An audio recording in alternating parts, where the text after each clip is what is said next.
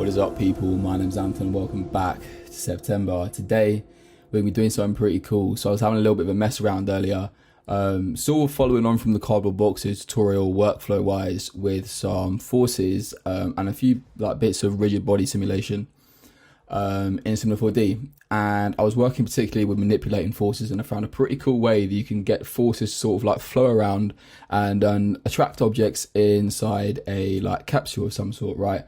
A little more complicated than just using the rotation like last time, which is why I decided to make a video on it. But a pretty cool technique that you can use and create some interesting looks, right, and cool renders, which look a little like this. I'm aware that this one in particular has a few texture issues here and there, and I know exactly why that is. It's just sort of a rushed render to get out to show you the concept. But without waffling, I'm inclined to just get a new project open and see what we can make. So I've got the original one open here just to sort of give you a little idea of what we're making and how we're going to make it. This one in particular, I replaced the wood material with sort of a tech glass one, which I thought looked a little better. But it is literally just like a studio with the glass, the camera set to square, and just outside the boundaries of the camera is this cloth surface square, which we're using as the collider body, right? I'll explain why I've done it this way and not just the cube later on. But you get the idea. We're going to vary it a slight amount for the tutorial today. What I mean by that is, instead of having all cubes, I actually made a few variations of almost like wooden blocks. So they're not all the same, and it might make it a little more interesting, and maybe we can create something cooler. But that is the general idea of what we're going to get into. So we can give it a shot. So as I said, these are our three models that we're going to use. Super easy. I don't even think I need to explain these. They're just the ones from here, rounded off a tiny bit. They're about 50 centimeters by 50 centimeters, so we're working in scale. When I say working in scale, I just mean sort of the size that worked. And first step, what we can do is go about cloning these. So it is going to be pretty similar to the cardboard box workflow. So if you want any more info or potentially a little more detail, skim back to that. I'll still try to explain as much as I can today, but just letting you know that it will be pretty similar. So what we can do is just drag those in the cloner. You'll realize that what we want is that we actually want quite a few. So bearing in mind these were 50 by 50, we can probably set this to something like 60, 60, 60, just so they're a little denser. Well, I was about to say we'll set this to 5, 5, 5, so we've got a good amount. Something that you'll realize is obviously they're iterating in a certain way. The reason I say iterate is because the clones here is set to iterate. You want that probably to random. It's going to randomize which clones are in which positions. There's a little seed there, so if you're seeing too many Tauruses, you can change that. We can just flick through there, but honestly, I don't think it should matter too much. The reason I do this is so that they don't all fall in uniform and we don't get too much sameness in simulation, right? So that is pretty much the first step. What I'm going to do at this point is also just grab ourselves a random effector for the same reason that I just mentioned. Just vary it out a little more. We can just tick rotation, make sure we're setting this to 360, 360, 360. And for obvious reasons, you can see we're getting a little bit more of a natural look now. And this is cool. So what we're going to do from here is we can literally grab all this, highlight it, hit C on our keyboard, and that's going to bake the cloners and the positions of each model just like this. I'm just looking in little gaps here, just making sure we've got no intersection. But we seem to be fine. Intersection is not really the friend of. In fact, just to be safe, because I can't see all the details, I'm going to set this to 65, 65, 65. Won't impact the simulation, just going to give it a little more breathing room. So if we now hit C on that, we can delete the random effector, and this is our little cloners. So I'm going to version up super quick, and we can start structuring out the simulation a little bit.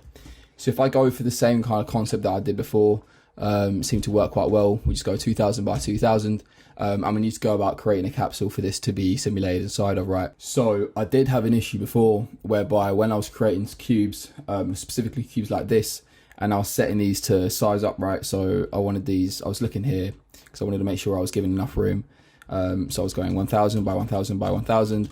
I had an issue where every time I simulated, it would just explode, right? Almost like, I'll show you in a sec, it might happen, it might not. But I had an issue where the cubes would literally explode inside, and I went through my usual sort of workarounds for this, and I kind of have to. Normally, I will go about grabbing a cloth surface and then increasing the thickness here, right?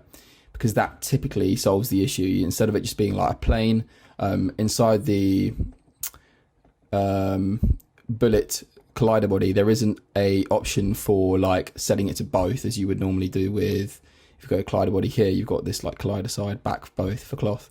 You don't have that. So I had this issue, and every time I would simulate, it would explode, and it seems to be hit or miss, but in this occasion, I can see there's no bits flying out, and it seems to actually work fine and simulate inside it. So bear that in mind. This one seems to work a little better. We've got a Taurus escaping a little bit. But if you have that issue, what I'd recommend a sort of workaround is literally just grab 4 planes, or not 4 planes, even 6 planes, and just structure them with a cube. That's what I did on the last one, and it worked fine. That's just to mention. I was kind of hoping that it wouldn't work in this tutorial so that I could show the workaround too. But it works fine like this. But literally what I mean by that is grabbing the planes like this, you know, simulating, and then just baking them off, maybe adding a little bit of thickness, and it should be fine. But in this scenario, this seems to work cool. One thing I'm sort of like noting off the bat is the simulation is super laggy, and I'm putting that down to these cubes, which probably have, the cones, which have super high geometry. So we need to go about fixing that super quick.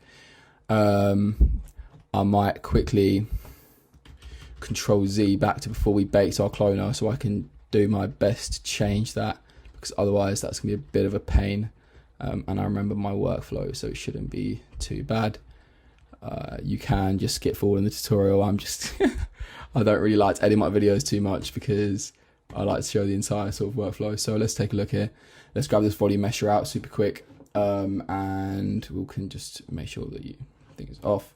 Let's take a look at the geometry here, and let's grab our trusty remesh tool, which we use a lot now in Cinema 4D. You can drag our volume measure inside of that. It's only small, so the loading bar here shouldn't go too crazy. And we can go up here and set the mesh density to maybe 20 or a little less. I think 20 might be a pretty good spot. We'll set it to 10 just for safety. We're not trying to get a load of detail on this, so it should be fine. That is pretty perfect. So let's hit C on that, drag that back in our cloner. And for the same reason, let's just bake off the cube and the Taurus. And let's get a remesh on the Taurus as well, because that seems to be a little denser than I'd like. So just make sure you do this. I should have really done this in the modeling stage, but it always shines through in the simulation. We can set the mesh density here to maybe, again, 20. Perfect. Hit C on that, drag that back in our cloner. Rather take it out of the null super quick. And if we reactivate that, problem pretty much solved. Still a little denser, but way better than it was before. Super quick with the cubes. As you can see, the geometry is basically non-existent, so we can save that up, do the same thing we did last time, so bake that off, get our random out, and let's go back creating our capsule for the 3rd time, I believe. So we can zoom out here. Let's just scale this out. I want something a little more accurate this time, so maybe I think 750 might be a pretty good shout just for the scale of the bits. So we can grab that, let's hit C on that, get ourselves a cloth surface because that worked before, thickness to 5. Let's get ourselves, we can just toggle that off, right click on this, bullet, rigid body, right click on this, bullet, collider body, and then let's play it through, and we should be a little less laggy this time. Perfect, that's just what we want. So this is our default simulation, right? You should recognize this by now. We've literally just got gravity. So if we head to our project settings and bullet, we've literally got gravity working on it. The timescale is 100%, density, whatnot, pretty much all settings by default. I didn't feel like I needed to tweak too much in the last project. I think the only things that were relevant in the rigid body tags were bounce and friction, right? Collision noise, pretty much I keep the same.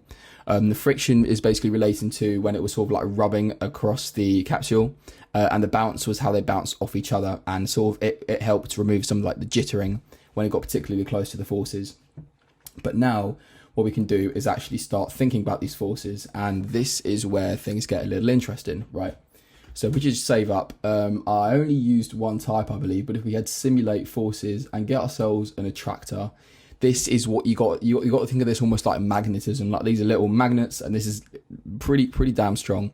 So when we flip this from acceleration to force, and we go in rigid body here and just drag this in the forces, make sure we set this to include, we can increase the strength, and we'll probably move the speed limit down to like 500. I don't remember it being that strong, but what we can see is if we play this now, it's gonna start flipping out a little bit, but that's fine. If we drag it outside of the capsule, we're probably gonna have to increase the strength a little bit.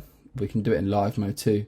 You can see that we're gonna start attracting some objects around. This one here is particularly weak, but this is essentially the concept that we're using, right? We're moving them around the space. So if we increase the strength, I think I used something like 30 last time. Bear in mind you can keyframe this, that's important. I found this, the idea of keyframing forces is kind of foreign, but it works really well. And if we drag this up, we're literally going to start literally attracting them. You can move this along. If you really wanted to, I think you can write an espresso sort of like script to track your mouse movements here. That might be another video, but for now we're going to do it a little bit of a different way, but just to show you the concept. Now that everything's live, we can sort of do this. So let's move this away. I keep seeing a sort of escaping tourist, so I'm kind of just double checking that isn't an issue. It doesn't look like it, but for now let's look a little boring. Things look a little boring, so let's spice things up. This is how we're going to do it. So what we need to do is take our attractor and zero it out, and what we're going to do is we are going to place this attractor inside a null. So we click on that and we hit Alt G. That's going to place it inside of a null. Now what we want to do, bear with me and it'll make sense in a second. If we grab ourselves a fracture, drag that null inside the fracture, right, hit on the fracture and go to MoGraph, Effector, Plane. This little white dot here, which is barely visible, is what you've got to take note of, because that is where that force is sitting, right? So the plane is affecting the fracture, and the fracture is what contains the null. So it's essentially a way of moving around that force without animating it as such. And it gives us a little bit of leeway with how we animate it, right? So things we want to bear in mind is we want the capsule visible so we can see where the force is. And what we want is the force almost, for starters, let's just make the force go in a circle around the cube, right? We can do that by increasing the value of the plane here. So let's take it to maybe 250. Bear in mind we're waiting for that little dot to reach above. So let's go 300, 400. We're starting to see it there. It's pretty perfect. 500. We want something like this, because what happens is, if you imagine, if we go in a side view here and you imagine a circle sort of like spaced here, the higher it was sort of, this will be like the highest point, the most furthest from the geometry, the furthest it is from the geometry. And as it converts into a circle and sort of goes through here, it will cut through the edges. The reason that's like valuable, that's relevant at all, is because when this geometry touches a force like that, especially if it's set to 30, it will like just explode. Not explode as such, but you know what I mean.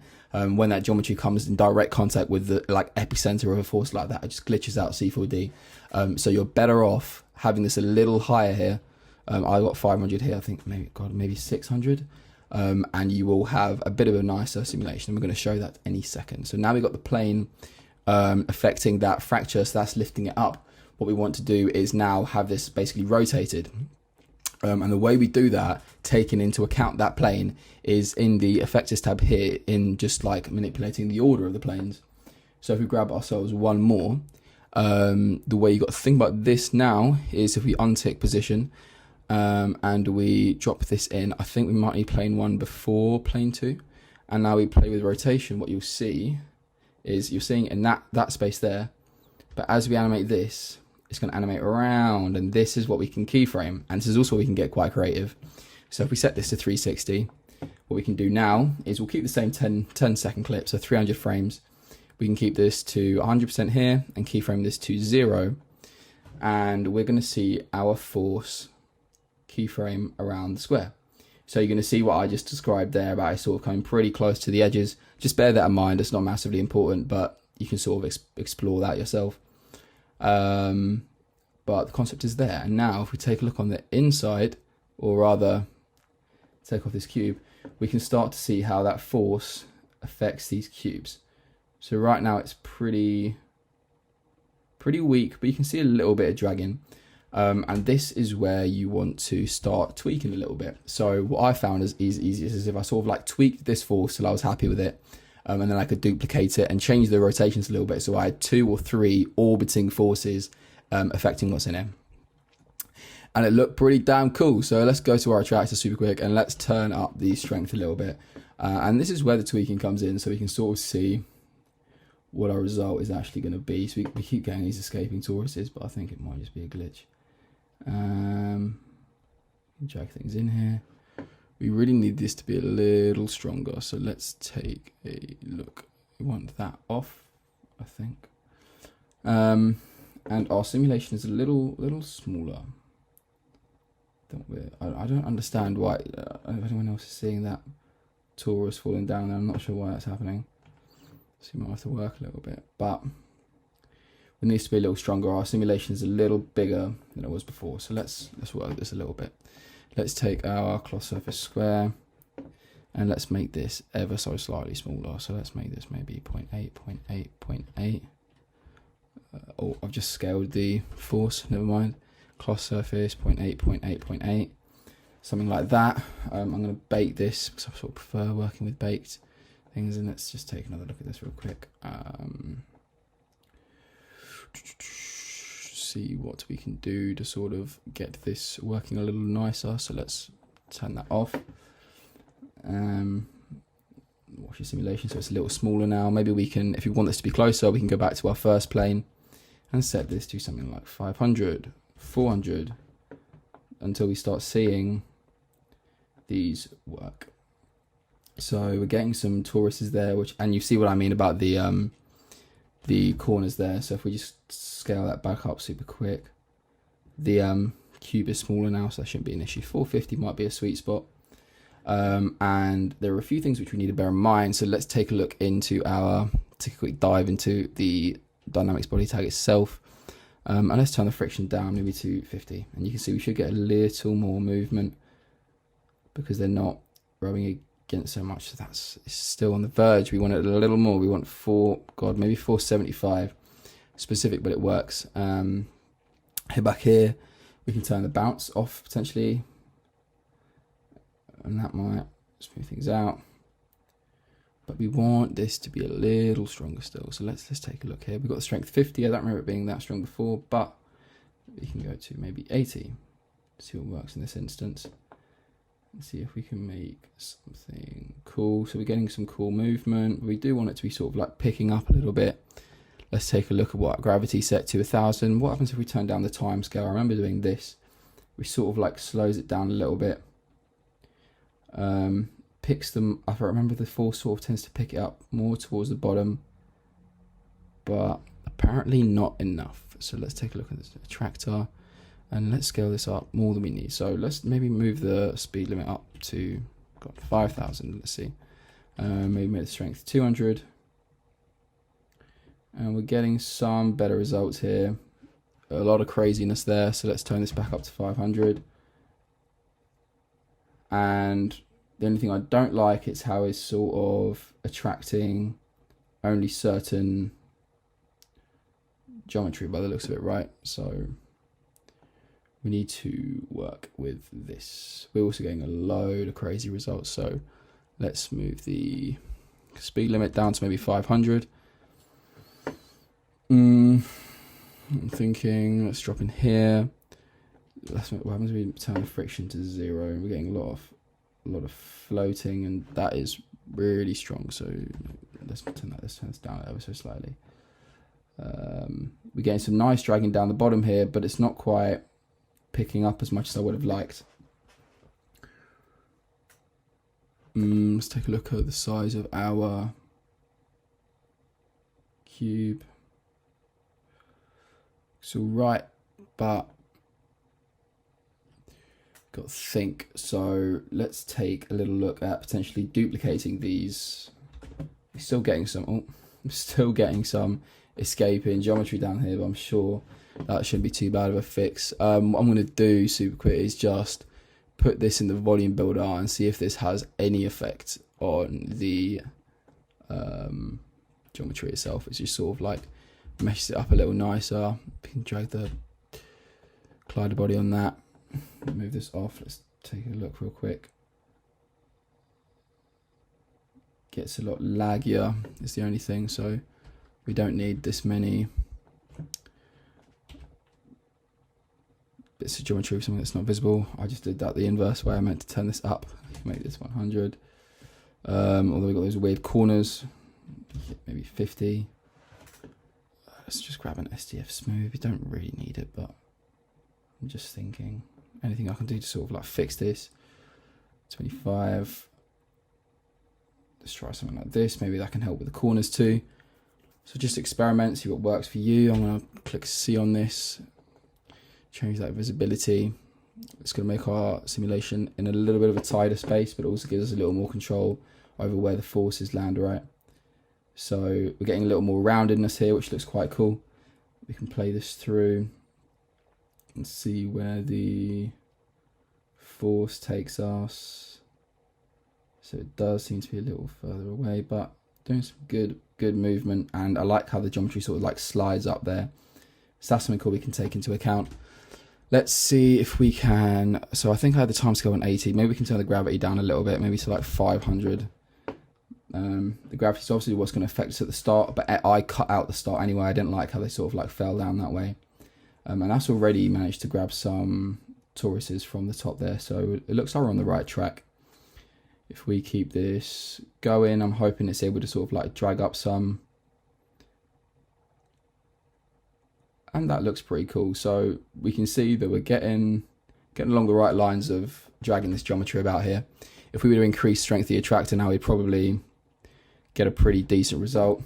It's a little less responsive than my initial one, but that's because of the toruses and cones and obviously the different geometry on the capsule. But the concept is starting to get a little more polished. So if we take this in as a final step, we're getting some cool results there. So as a final step, we can maybe move this ever so slightly closer. I'm going to drag this to a point where it's on the corner here and just retoggle the visibility of that mesh arm. Maybe set this to 450, something like that. And I think that should be pretty cool. So let's one more time. Where I'm sort of going over the same thing again, but simulating is a lot to do with this. You kind of want to make sure things look good. These drag a lot more, and I'm not sure why. It's almost as if they're lighter than the cubes are. But anyhow, we're getting some better results here. So this is more like it. You don't want any glitches, and you want some nice grabbing. And it's almost like you're creating like a flip tank, like almost like a liquid simulation. It's this concept just on a much larger scale, in a smaller space here. But the concept is there. So a few things we can do to make this a little bit better. So firstly, let's take our fracture and our planes and hit Alt-G to group these, and let's duplicate it. Let's make sure that in our forces here, we can go in here and drag in our second attractor. So that's going to make another one of these. You can't see at the moment, but there is another one. And what we can do is keep this value the same. It's duplicated the force. But on this one, we can change the rotation. Or rather, right now, this is just going around like this. So what we can do is do two of these. Let's duplicate this plane, plug that in there. Make sure that in our fracture, we've got another plane under here. What we can do with this one is change the 360 here to a 360 here. And that is going to make it animate not linearly, but if we turn this one off, or rather 0, we can get rid of that right dot. We can take a look at the movement of this. It's quite hard to see in 3D space, but we can see instead of it rotating around one axis, we have it sort of wisp around, which creates a much cooler result. So we can take that. That one seems to almost like cone about there. So mess around with this until you get a result that you like. I seem to remember toggling it to like minus 360 was pretty cool. So you get that. It's not the best there. Maybe we can put that to 360. I still want it to rotate round and under. Yeah, something like that looks cool. So we can run with that. Let's just delete this so we can duplicate both of the planes in there. Make sure the attractor is still in here, which it should be. And we can now go here and let's set this to minus 360. So we're going in an opposite direction. And this one, change this one to minus 360. And let's see what we have. So we should have two orbiting forces now. If we take a look, I'm not worried about simulation as such for now. You can see we have two forces sort of wisping round in different directions, which is important. Or rather, that one seems kind of like following its traces. So let's make this maybe 360. And we should have them going opposite directions, which works pretty well. So let's take a look here. At this point, we can probably think about setting up our camera a little bit so we have a bit of a nicer view. Let's set the width here to 1500, 1500. We can probably go into octo mode super quick and literally grab our same camera. Set this here, set this to 0, and we're already far away, so let's make this 150. And this is where I kind of liked the cubic sort of like shell, because I can just fit it to like my square canvas, and you get this nice little gap here, and almost like they're simulating inside the inside what you're showing. So let's play the whole simulation through one more time. Bear in mind, we're not getting exactly 2 speed, it's a little slower than life, but we're getting the forces move around, they're getting dragged from side to side, sort of up and down a little bit. Getting moved up, and it's almost like a waterfall, and it's starting to look pretty cool. So we're getting a lot of craziness here, but that's all right. Might be able to fix that. That frame there is slightly worrying about here, and it's because both the forces like collide. So let's see if we can fix that. Move them away from each other. If we set maybe this to 360, I'm unsure. We don't want them being too close to each other. You get some closeness at the bottom there, but they're bound to intersect at some point. So this is where you can sort of just mess with the values a little bit. See if anything causes any issues. We do get some craziness there, but we can head through. See if maybe something we can do is allow them to fall at the start, right? And this is where I kind of keyframe the strength of the attractors. So 75 seem to work pretty well. So if we keep that 75, keyframe this down just here, we can have this at 0. We can do the same thing for this, although I'm almost thinking now if we inverted this, so it started at 75 and then keyframed to 0 at the end, we could create a little bit of cool variation. So it's almost like the forces swap. But let's take a look. So now they have the chance to fall, sort of simulate down, so it shows that gravity does exist. And then we can have the forces sort of come into play here, how they do. I think they're kind of following each other's steps a bit, but we get a nice little rounded effect here for when they sort of like fly up, and they work cool up here. So just as a little, let's see if we can, I think these are working both on the same axis, so that would kind of explain that. Let's set this back to -360, set this to 0, or you can keep that on 362. It would really create some cool results, but let's play around until we see something that we're happy with, because ultimately that's the most important thing. So that looks weird, it stops there for some reason. So let's take another look. Got them sort of falling, and I think the forces sort of pass through. They're getting a little stronger increasingly. It's the stronger here, as you see, and they sort of drag them up at the end to create something pretty sick. So I'm happy with that. The boxes in particular seem to like stick a lot to the bottom here, but maybe if we take a look at what we said earlier, so we got one which goes from 0 to 75. Let's make one which goes from 75 to 0.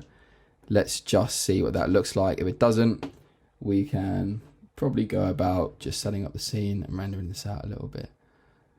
So we get some craziness there, which I'm not entirely sure about. It seems to just sort of like almost pick apart the geometry to like what should be random. Which I don't like the idea of it being sorted. I like it being quite mixed. That bit looks cool, but I think for now we can probably keep them set to 75 and 75. So let's keep that down there. Let's have one final look. Maybe we've got that 360 there, -360, so we could even go at creating one more, but I think it might just overcomplicate it at this point. These two are working off that, so let's leave that the way it is. Double check the simulation one more time, make sure we've got nothing that's really playing up. Maybe we can shoot this test render to see what the depth sort of looks like, but the concept is pretty much there at this point. We can lock this off, so we're seeing our render to res. sort of play this through. In fact, just so we can see it to speed, let's give this a quick cache so we can bake all this, and that's gonna solidify our animation. And we can try composite in Octane a little more and see if we can generate something which looks pretty cool. But the shapes look nice. I'm happy. If I had my way again, I might scale up the cones ever so slightly, because I'm seeing little frames like this here where they sort of like fit into each other, but shouldn't be an issue. We can pause this just so we can actually pay attention to the simulation. And let's take a look here. So we've got something which seems quite nice. A little more chaotic than last time, but they get dragged around quite well. And it looks interesting. So let's see if we can take this little step out. I'm not entirely happy with it. Let's delete the cache. Clear all cache. Let's head to project mode here, timescale. We can make gravity. What happens if we put the timescale to 60%? Super quick. I want to see more like sort of dynamic movement, because ultimately that's what you can really show off with these kind of simulations, right? It just looks a bit boring if they're getting dragged about. Let's take a look. So I really want them to be brought up a little more. Maybe if we mess with the F curves even, so that's the thing we can do. If we head in here and take a look at the F curves, right click, animation, F curves. I don't think I've actually covered these in the tutorial yet, but these are essentially, for those that don't know, the sort of like map of animation of that strength parameter going from 0 to 100, right? So you can sort of see when we watch the animation, it sort of like slows down, or it sort of like eases off, rotates around, and then eases back here. It's always quite difficult to explain F curves, but I hope I'm doing an all right job. What I mean by that is, obviously, if you wanted them to be completely linear, you could just make them both face each other, or rather just click Control A and then set to this parameter here. You'll say this is linear, so there's no easing at all. It just sets off and moves. But the way we can sort of like incorporate this is if we, for example, where it starts is obviously the furthest point. So if we were to invert these, or select them here, we could probably select these ones too, because they're all animating from 0 to 100. We can select all the strength parameters and maybe move it to something more like this, which is essentially like an inverted version of what we just saw. What that means is that the forces will sort of like slow down a little more towards where they're actually closer to the geometry, so at the bottom right. And I'm hoping this generates a bit of a cooler result. So if we just make our simulation slightly bigger, we can see how they start to slow down here. I'm aware the simulation is slower, but it should show something pretty cool. So we're getting a little bit of like craziness down there, and then I'm hoping that it should be able to sort of like bring it up.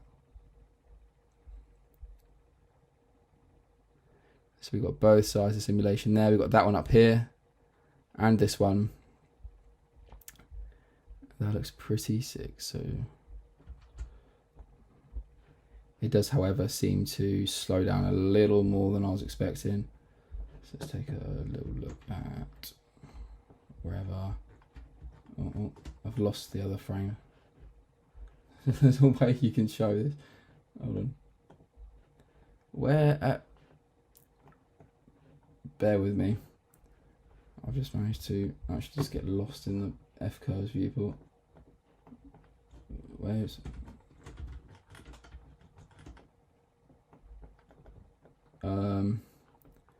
Excuse me. Let me undock this. Does this actually let me? Oh, it's actually messed me up here. Oh, is this? Okay, so now we know that we can go down and maybe work about doing something more like this. Just make it ever so slightly smoother, but not completely linear. What that means is we should get a little more control over where our forces sort of lie. So we're getting no escapism, which is nice. We're getting the forces manipulate here. We're getting them both sort of like flurry towards the bottom. So if anything, maybe now I'm thinking we could work with this and take one of the forces and set this to start at minus 450, which means it starts below. I'm aware I'm really looping around, and I know if you wanted to follow what I'm doing, you'd have to go back and forth, but it sort of happens with simulations because, you know, it all varies case by case. When I make it all live, I need to tweak it till I'm really happy with the result, but I'm hoping that sort of like flows through, because I don't really settle unless I'm getting a result that I'm happy with, and ultimately that's what's most important. So we can flow through here. We're getting some cool closeness here, getting some nice interaction here too, although it seems to we're getting some bits there. Okay, so that's cool. Let's just take a little look here. Maybe we can set this to 360. And this is where your forces can really shine. So let's drag this around. I'm getting a little bit of a weird escapism there. Maybe we can control that back.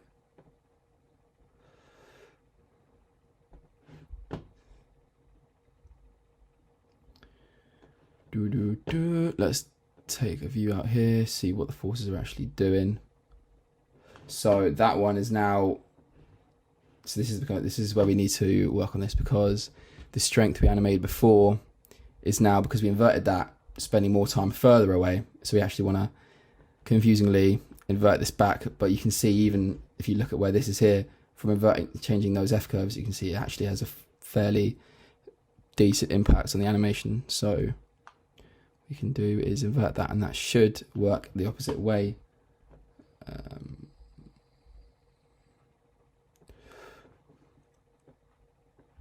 Let's take a look here. Let's take a look here. So let's play this one more time. What we should have is the forces spending some more time around where the geometry actually is.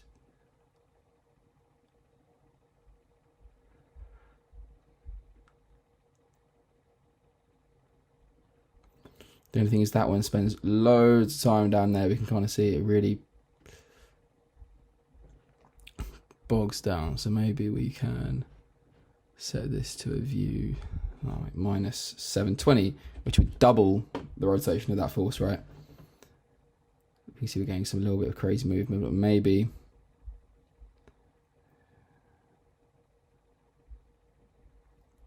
doesn't really seem to be picking up the same as I wanted it to. If we turned off the gravity, I'm guessing this wouldn't have any better of an effect. It just wouldn't drop in the first place. But let's tweak about. Let's probably turn this down from 720, because it seems to just sort of like zoom about a little bit. Or rather, it's not up there. Let's take a look. This is a little too slow down there, I think. So let's bring this back down again, because we do want to try pick them up. That's ultimately what makes it look quite cool. So that looks a little more like it. One there, is that this one here? I think it might have been the other one, was it? Let's tweak these so we get what we want. So these are a little too exaggerated. Literally something like this would probably do. I saw a Taurus just get thrown there. But let's take a look here. I'm aware I probably said that a million times this video. But we can rotate it up. See where we're getting we're getting our geometry get picked up there, which is cool. Our Tauruses are flying, but I'm not sure why that is, to be honest. I think it's probably because it's cutting a little close. Minus 460. Let's see if this fixes it. 460 here. No. That's not what we want. So let's look at our animation. We may need to tone up the gravity again, I'm thinking, but this looks pretty cool so far. It's more like it. I like the way these sort of like flip around and get dragged up. Pretty sick. So I'd say at this point I'm probably pretty happy with that. I'm going to just double check if the gravity has any effect, because gravity does tend to look better. We've already got the time scale down, so we don't want it to be in complete slow-mo. Maybe if we move this up, you want to use these. This is almost like a parameter to affect your geometry. For some reason, it sort of just like works here and there, but you want to use it to your ability where you can. If it's a difference between your generator, your simulation looking a lot better. This doesn't even seem to get picked up here, you see, but when we turn down the gravity, it would. So we can head into the, let's just see, we can turn the friction up a little bit, maybe. We've got no friction at all here, so if we made the bounce, that would obviously make them bounce around a little more. But that almost seems to work against us here, so this is where you've got to work a little bit on a case-by-case basis. It's always a situation with simulations. So I think it's almost better if we zero off that friction. Let's just see if the bounce has any effect. It creates a little more of a dynamic look, which is cool. But if we scale this about, what we're hoping for is for a nice little drag. We can, so we can see some movement. We can see it get picked up, which is cool. That spends a lot of time up there. I'm still wondering, so I'm just thinking if there's a way we can get it to move around here. Let's tweak these and see which of these is actually causing that parameter. Sorry. It's that, and we want it to be there. So let's say that's a 360 minus 360, I suppose. Let's see. That looks cool. So let's see if this has any effect.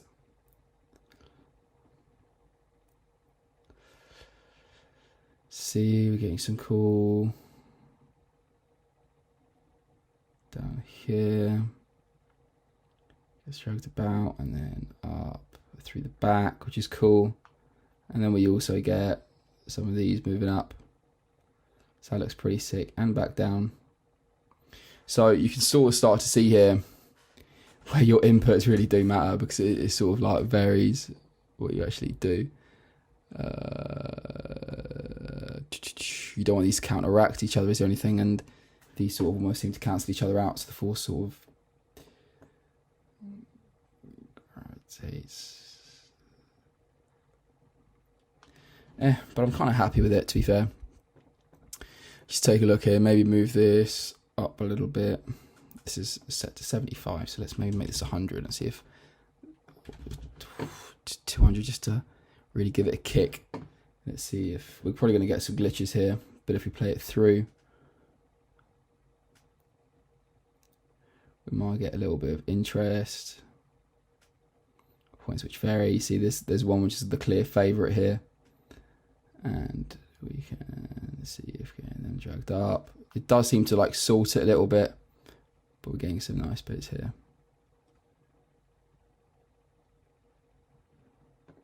Let's speed the other one up a little bit so they're sort of a little more on par. Maybe 150, and I'm hoping that we can sort of close on a result here, because this is where the tweaking and everything gets a little long. I'm a person that seems to, I quite like to be as clear as I possibly can, so I'm aware that if there is anyone out there that's following along with me step by step, this is getting a little confusing. I'll see what I can do in the edit, but this is going a little more with the result we want. These are getting dragged around a tiny bit, but the idea is there. So let's give a shot at rendering this out a little more. I say I'm happy with it, so let's bake this now. We can cache this. Oh, and we can see how I can render this out and make it look cool. Before, I just grabbed a studio and made it as basic as possible. And to be fair, we could go that route again. It looked pretty nice. I like the shadows at the bottom, but a little bit of maybe creative materialing, we could do something cool. I like the glass look, so I may go for something more like that, more techie than the wood. The mistake I made before was just applying the material node to the whole null here, the null of the cloner, which creates some material glitches when you set it to cubic. So if you have that issue, just bear that in mind. I'll toggle the visibility off here. Let's have a little play with the simulation. Simulation looks cool. They're all going crazy. The forces are getting manipulated, dragged up and down. It starts to look pretty sick. So now we can start taking a look. We can probably start this from frame 90. So they've already fallen, and we get some cooler results here. Let's go to a frame that looks nice, maybe something like this. Set this to render, and something I kind of want to create a pretty cool idea of depth, because it's harder to see like the actual width of this scene.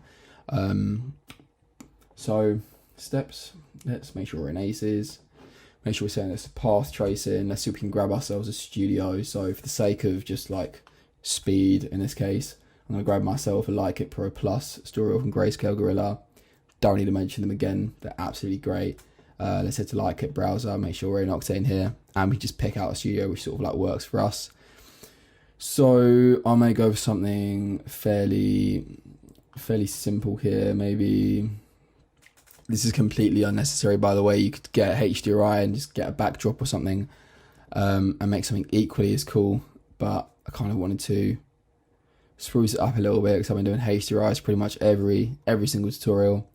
So let's take a look. Maybe we can go with something a little more colourful. So let's go for one that I saw down here.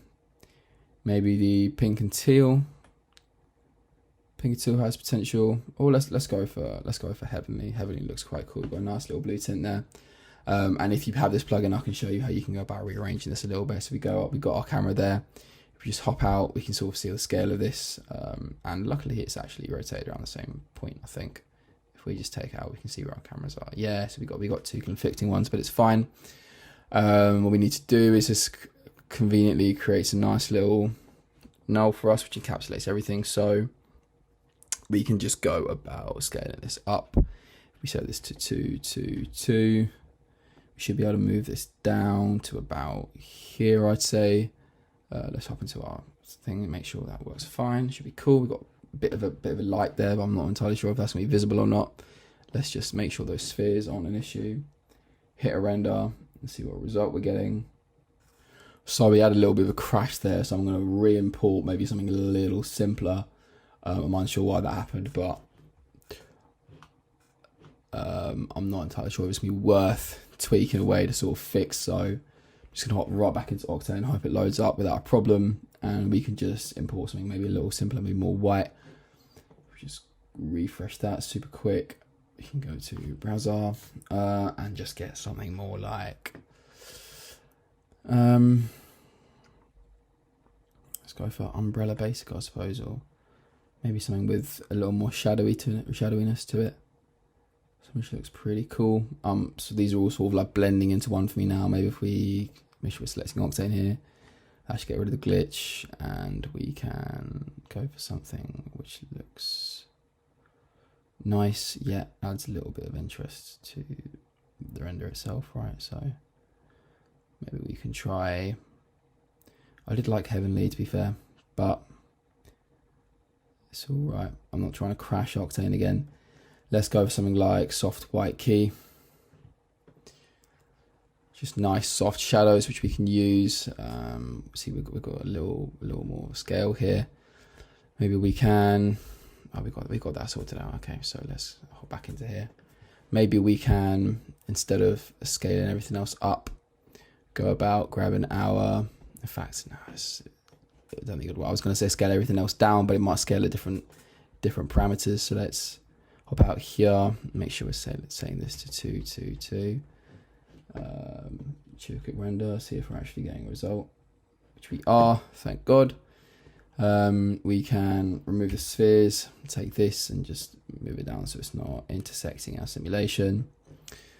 So back into our camera, and you can see we're getting a pretty similar result to what I had here. So we've got this one techie light, which we can probably just move up.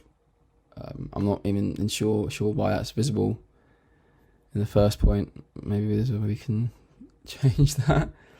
Mount ceiling, advanced, diffuse light, visibility, composite in, please no. See my camera. There we go. Managed to fix that. So here is the sort of basis of our render. We can get rid of this camera. Let's just skip through here. I'm sort of just looking at the margins, like the spacing here, making sure they're equal, which they do seem to be. And they look pretty cool towards the top there. So I like that. I like how the lighting sort of reflects off that bit too. It's almost like as if there's like a headlight there. And at this point, we can start getting a pretty good idea of what our final product's going to look like. So we can mess around with the materials, obviously, goes without saying at this point. But the lighting itself seems to work pretty well. We get a nice little shift there. I'm almost inclined to go for something a little more glassy this time, because I really like the way that sort of look. But obviously, if you want to make these sort of like bouncier and more like canvasy materials, you can do that too. In this example, I might do that. So if we go to materials here, create, or you can even do metallic materials. Metallic materials would be cool. So if we were to drag that on the cloner, these are metallics, they don't have textures. You're reflecting everything from your environment, which looks pretty sick. But a little too bright. So if we were to take the specular here, or rather, is it the one of these, and sort of like turn down the brightness of that, we can get some sort of darker metal. Still looks pretty cool, especially if you've got a lot of detail in your environment. That'd be pretty sick. But obviously, for now, all we have is the studio. Something to bear in mind also is that we've still got the ambient lighting because we've only imported some light. So if we wanted just this studio lighting and to sort of individualize that, we could create a HDR environment which is going to make it black. And that really is going to isolate your lighting down. But in my experience, I sort of liked having a little bit of ambient light. It made it look a little nicer. But bear that in mind if you want to tone down or just get your lighting isolated. So I'm thinking maybe we can go about getting our specular material just to sort of create a little bit more interest. Place that on, getting some pretty cool glassy materials here. So if we wanted to up the roughness, make this more of like a tech type material, we could do that. Getting a nice little bit of subsurface scattering there, which looks sick. If we wanted to, we could go out changing the transmission to making these, particularly red, almost like gummy bears, which looks kind of cool. You could do that. Obviously, you could take a look at your dispersion. If you want a glass, you could put this into redshift and get some nice little caustics at the bottom, which will look pretty sick. But for now, I think this is pretty much what I wanted to show off in the tutorial. And this whole material look development process is up to you. This is where I don't like to push my opinions too much, because I like to show the simulating, and then this is what sort of defines my projects, and ultimately is the difference between artists' work. But the process is there. If you want to take this a step further, let me just wipe this out real quick so I can sort of like box this off. So say something a little more like this that you wanted. You could either go through and just apply different materials to the squares and toruses and stuff like that. What you could do is get a little bit of motion blur in it. I found that made a massive difference. So the way we do that, I've done this before, but if you go to motion blur, enable 0.03, right click on here on where obviously your cloners and your simulating is, Cinema 40 Octane, go object tag, motion blur, so that's a transform vertex. And I just use transform vertex for safety now, because sometimes I do transform and it doesn't actually activate. But we can flick through here and see that we've got a nice little bit of motion blur, which works as they skyrocket up. So if I was in look development mode, the sort of things I sort of bear in mind is to maybe turning down the roughness of these a little bit. Maybe we can catch some more rays, a little more detail. Particularly maybe well with the transmission. There's no reason that this shouldn't be white, really. You can get some nice little bits. Maybe make it a little bit grayer, but only ever so slightly. So we can just catch some reality. But experiment with the lighting, experiment with different materials. You can do all sorts of stuff. You can start using random nodes in the Octane material editor to apply it randomly across here. Combine it with some other knowledge you have, and the concept is there. So thank you very much for watching. I really hope I didn't loop around too much and had some sort of clarity to share today. But with that being said, thank you everybody for watching, and I'll see you very soon in the next video.